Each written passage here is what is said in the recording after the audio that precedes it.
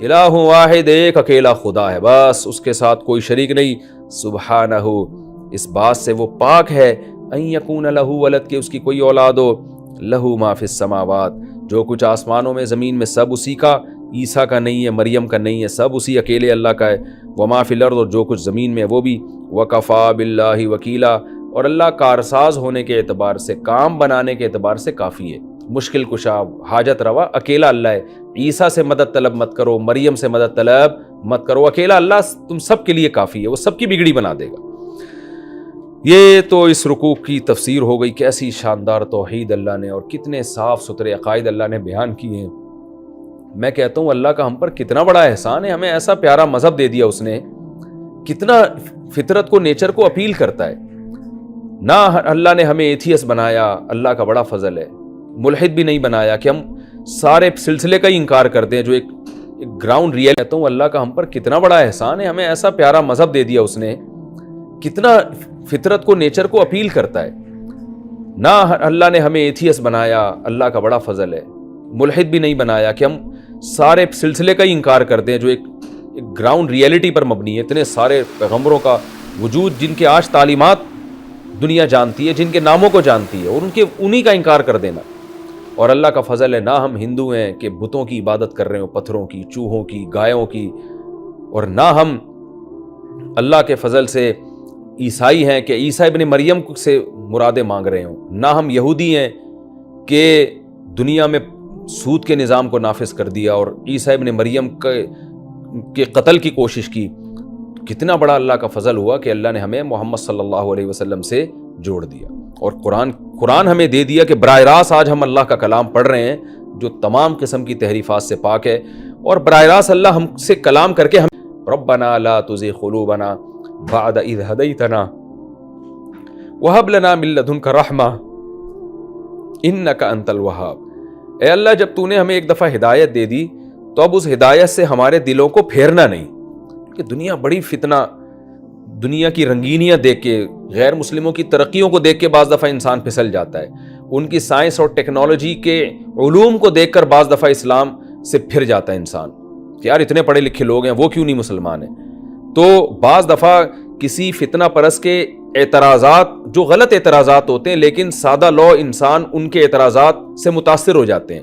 تو ان تمام چیزوں سے اللہ کی پناہ مانگنی چاہیے. ربنا لا تزغ قلوبنا، اے اللہ ہمارے دلوں کو میں کجی پیدا نہ کر. لا تزغ قلوبنا بعد اذ ہدیتنا، جب تو ایک دفعہ ہمیں ہدایت دے چکا ہے، یہ ہدایت ہم سے چھیننا نہیں. وہب لنا من لدنک رحمہ لا تزغ قلوبنا بعد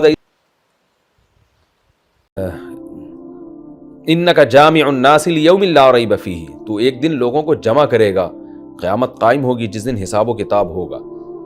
ربنا لا تزغ قلوبنا بعد اذ ہدیتنا وہب لنا من لدنک رحمہ انک انت الوہاب. اور قرآن میں دوسرے مقام پر یا اسی آیت پر آتا ہے کہ انک جامع الناس لیوم لا ریب فیہ، ہمیں پتہ ہے کہ تو ایک دن قیامت قائم کرے گا اور لوگوں سے حساب و کتاب لے گا. انک لا تخلف المیعاد، تو اپنے وعدے کی خلاف ورزی نہیں کرتا. تو یہ لا تزغ قلوبنا والی دعا اور اللہ کا شکر اس کا معمول بنانا چاہیے. یہ تو اس رکوع کی تفسیر تھی. اب میں انشاءاللہ جو اس میں علمی نکات ملتے ہیں مختصراً آپ کے سامنے پیش کرتا ہوں. پہلی بات تو یہی پتہ چلی اس سے کہ تمام پیغمبروں پر وحی کا ایک ہی خاص طریقہ ہے، اللہ جبریل کے ذریعے بھیجتا ہے. اور موسیٰ علیہ السلام کی ایک جزوی فضیلت پتہ چلتی ہے کہ اللہ نے اتنے سارے پیغمبروں کو ایک طرف ذکر کیا اور حضرت موسیٰ کو الگ سے ہائی لائٹ کیا. تو ان کا ایک ہی خاص طریقہ ہے، اللہ جبریل کے ذریعے بھیجتا ہے. اور موسیٰ علیہ السلام کی ایک جزوی فضیلت پتہ چلتی ہے کہ اللہ نے اتنے سارے پیغمبروں کو ایک طرف ذکر کیا اور حضرت موسیٰ کو الگ سے ہائی لائٹ کیا. تو یہ جزوی فضیلت موسیٰ علیہ السلام کی حاصل ہے. اس لیے علماء کہتے ہیں کہ حضرت موسیٰ علیہ السلام بھی بہت جلیل القدر پیغمبروں میں سے ہیں، کیونکہ قرآن میں ہے نا کہ ہم نے بعض پیغمبروں کو بعض پر فضیلت دی ہے. تو موسیٰ علیہ السلام کو بھی بہت زیادہ اللہ نے فضیلت دی ہے. اس لیے علماء کا اس پر اتفاق ہے کہ سب سے زیادہ فضیلت اللہ نے محمد صلی اللہ علیہ وسلم کو، پھر ابراہیم علیہ السلام کو، اس کے بعد تیسرا نمبر موسیٰ علیہ السلام کا ہے، اور چوتھا نمبر حضرت عیسیٰ ابن مریم کا ہے، جن کو قرب قیامت کے لیے اللہ نے منتخب کیا. کیونکہ ان پیغمبروں کا تذکرہ زیادہ اہتمام سے ہوتا ہے قرآن میں. اور دوسری بات ہمیں یہ بھی پتہ چلی کہ اللہ کی کتنی بڑی رحمت ہے کہ وہ حجت تمام کیے بغیر عذاب نہیں دیتا، اور انہی آیتوں اللہ کی کتنی بڑی رحمت ہے کہ وہ حجت تمام کیے بغیر عذاب نہیں دیتا، اور انہی آیتوں سے اللہ نے علماء نے لکھا ہے کہ جن لوگوں تک پیغمبروں کی دعوت نہیں پہنچی تو قیامت کے دن ان سے اسلام کے بارے میں حساب و کتاب نہیں ہوگا۔ ہاں ان چیزوں کے بارے میں ہوگا جن کا برا ہونا عقل سے سمجھ میں آتا ہے۔ کسی نے اگر چوری کی ہو، کسی انسان کو ناحق قتل کیا ہو یا شرک کیا ہو، تو یہ چیزیں تو انسان کی عقل بتاتی ہیں کہ بری ہے۔ تو اگر ایسے لوگوں کے پاس اسلام کی دعوت نہ بھی پہنچی ہو تو بھی قیامت میں ان کو سزا ملے گی، کیونکہ اللہ کہے گا یہ تو عقل سے پتہ چلتا تھا کہ یہ برائی تم کر رہے ہو۔ لیکن جن چیزوں کا تعلق وحی سے ہے اور اسلام کے بتائے بغیر نہیں پتہ چلتا کہ اچھا کیا ہے برا کیا ہے، تو ان غیر مسلموں کے پاس اگر اسلام کی دعوت نہیں پہنچی تو پھر ان سے نبی کی رسالت کے بارے میں سوال نہیں ہوگا اور ان سے اسلام کے بارے میں سوال نہیں ہوگا۔ تبھی قرآن میں آتا ہے نا کہ ہم نے پیغمبر بھیجے اس لیے کہ حجت تمام ہو جائے۔ اس لیے حدیث میں آتا ہے لا احد من هذه الامه یہودیا کان او نصرانیا ثم لم یؤمن بالذی ارسلت به الا دخل النار۔ کوئی یہودی عیسائی میرے بارے میں سنے، اس کو میری دعوت پہنچے اور پھر وہ ایمان نہ لے کر آئے تو اس کو آخرت میں عذاب ہوگا۔ اس سے پتہ چلتا ہے کہ اسلام کے بارے میں اس وقت سوال ہوگا جب پیغمبروں کی دعوت، نبی کی دعوت اس تک پہنچی بھی ہو۔ نہیں پہنچی تو پھر اس سے اسلام کے بارے میں سوال نہیں ہوگا۔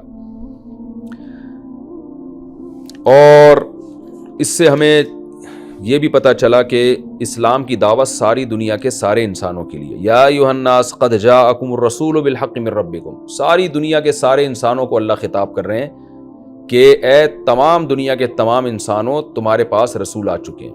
یہی وجہ ہے کہ جب نبی دنیا سے گئے تو صحابہ کرام نے اس دین کو پوری دنیا میں غالب کرنے کی کوشش کی ہے، اور اس کے بعد بھی، اور آج بھی یہی ہو رہا ہے۔ تبلیغی جماعتوں کو دیکھیں آپ، ایسا نہیں ہے کہ جاپان والوں میں جاپان جماعت جائے فرانس نہ جائے، افریقہ کے جنگلوں میں جائے، اور جو مقام ہے وہ یہ مقام ہے کہ دنیا میں اگر کوئی کسی پہاڑ کے کسی ٹوہ میں گھس کے بھی رہتا ہے تو مسلمان کی ذمہ داری ہے کہ اس تک بھی اسلام کو پہنچائے وہ۔